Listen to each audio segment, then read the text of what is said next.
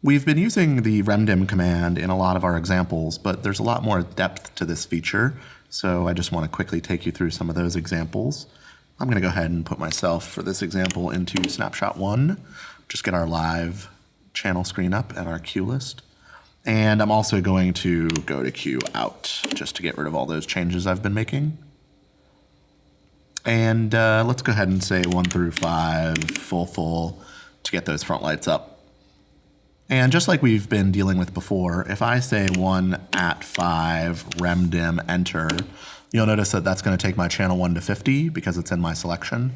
And then everything that's out of my selection goes manually down to 0.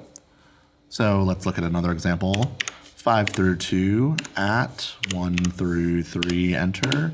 That gives me my channels from 10% to 30% going in reverse channel order because that's what I selected. And now if I give RemDim a value, we can see what happens. Let's say 10 at 5, RemDim 20.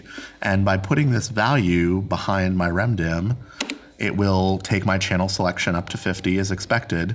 But you'll notice in my other channels, anything that was above 20 has now been brought down to 20%. And 4 and 5, which were already below 20, have been left at their previous values. So it's a way to get everything down to a lower state and ensure that you're just not going to black out the rest of the rig.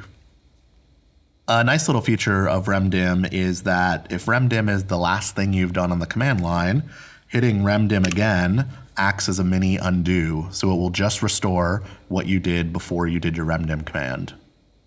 We can also use RemDim for proportional values. So I'm going to go ahead and say 1 through 10 at 50, enter.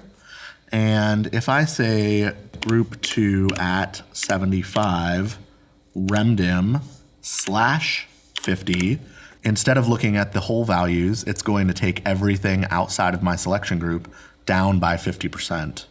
So as you can see, my group 2 channels come up to 75, but my channels 1 through 10 go to 25, which was half of their previous value.